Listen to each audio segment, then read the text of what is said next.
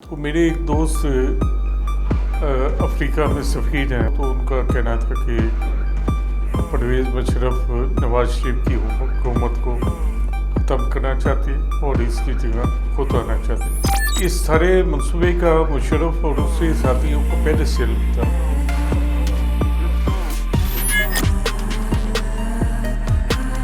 ये 1999 की बात है। मुझे इस्लामाबाद में एक कायनात अखबार का एडिटर बने 2 साल हो चुके थे। तो मेरे एक दोस्त अफ्रीका में सफ़ीर हैं, वो आके पिंडी स्ट्रीट गेस्ट हाउस में ठहरे थे। तो उनसे मुलाकातें होती रहती थी,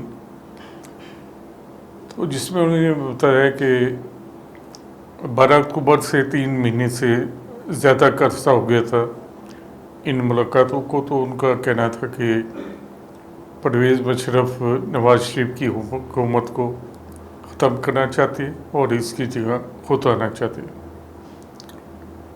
तो मेरे लिए तो बहुत बड़ी खबर थी, और चूँकि मैं ये दे नहीं सकता था कि ये इरादा है इनका, तो मैंने अपने जो दोस्त थे उनको ये बताया कि ये मुशर्रफ के प्लान है। तो उनका कहना था कि सवाल ही नहीं पैदा होता, मईशत इस हालत में है कि किसी का बाप ये हुकूमत नहीं चला सकता। तो वही हुआ कि वो जो चपकलिश थी मुशर्रफ की और नवाज शरीफ की, उसे इस इंतहा पे ले जाया गया जानबूझ के कि उसका मंतकी नतीजा तो था वो मुशर्रफ को हटाने का था। लेकिन इस सारे मंसूबे का मुशर्रफ और उसके साथियों को पहले से इल्म था, और वो पहले से तैयार थे कि कुछ नवाज शरीफ एक्शन करेगा तो हम उसके मुकाबले में क्या रिएक्शन करेंगे। तो वो जब उसको हटाया गया मुशर्रफ को, और जो वाक़या हुआ, तो उसके जो रद्द-ए-अमल था वो पहले से तय था। और हमने ख़ुद देखा टीवी पे कि किस तरीके से फ़ौज आई और वो कूद के अंदर गई, खबर चली। वहाँ मेरे एक दोस्त हैं जो भी पीटीवी में काम करते हैं, तो वो जो थे लम्हा ब लम्हा की कार्रवाई हमें बता रहे थे। इंटरनेट का एक लाइन थी जिसको उन्होंने फ़ोन से लगा के और हमें बताते रहे कि अब किस तरह फौजी आए हैं और क्या हुआ है, और जावेद इकबाल साहब है ब्रिगेडियर और सब कुछ। तो हम खुद दौड़ के फिर पहुंच गए पीटीवी के सामने, और हमने देखा कि किस तरह वहाँ से पुलिस गायब हुई। और इससे पहले जब ये खबरें आ रही थी कि मुशर्रफ को हटा के जनरल ज़ियाउद्दीन को बना दिया था आर्मी चीफ नवाज शरीफ साहब ने, तो इस दौरान कि आईबी के डायरेक्टर मेरे पास आए। उन्होंने कहा कि आपको ये खुशखबरी देना चाहते हैं। तो मैंने कहा क्या खुशखबरी है?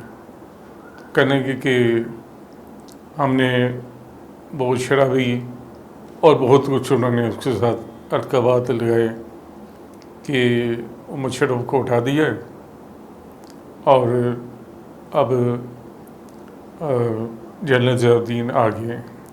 तो मैंने कहा कि इस सब की क्या सिचुएशन है, क्योंकि मुझे पीटीवी से भी पता चल रहा था और एयरपोर्ट से भी पता चल रहा था कि वहाँ क्या सरगर्मी हो रही हैं। तो उन्होंने कहा सब नॉर्मल है। तो मैंने कहा ज़रा आप पता करें। तो उन्होंने वहाँ से एयरपोर्ट फ़ोन किया रावलपिंडी में, तो उन्हें बताया कि इस तरह फ़ौज आ चुकी है। और फिर उन्होंने आईबी में फ़ोन किया तो घंटी बजती रही और वो घबरा के उठ के चले गए, कहेंगे कि पता नहीं क्या हो गया है। तो मुशर्रफ के आने के बाद जो कुछ हुआ वो तो सबके इल्म में है, लेकिन जो एक कहानी बनाई गई कि नवाज शरीफ ने उसको हटाया और उसके रद्देमल में मुशर्रफ ने इक़्तिदार पे कब्ज़ा किया है। ये बिल्कुल झूठ था, क्योंकि इसकी प्लानिंग कई माह पहले से हो रही थी और मुशर्रफ के साथी जो थे वो इसकी प्लानिंग कर रहे थे और इस पे काम भी कर रहे थे। उन्हें मुशर्रफ ने ख़ास तौर पे इसलिए बुलाया था, रावलपिंडी और स्टेट गेस्ट हाउस में इन्हें रखा था। और वो इसमें अब तो ये सब बातें जो हैं वो खुल के आ चुकी हैं, लेकिन अभी भी बाज़ लोग जो हैं डिनाइल मूड में हैं और उसका इल्ज़ाम वो जबरी हुकूमत पे लगाते हैं।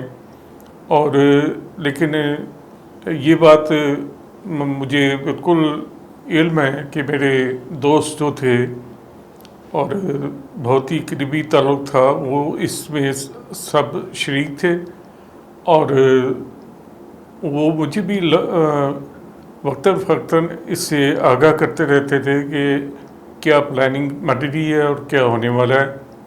लेकिन मैं चूँकि उस वक्त अखबार का एडिटर था और इतनी आज भी आज़ादी नहीं है और उस वक्त की आज़ादी नहीं थी कि हम ये लिख सकते हैं कि ये हो रहा है, और वो होकर रहा।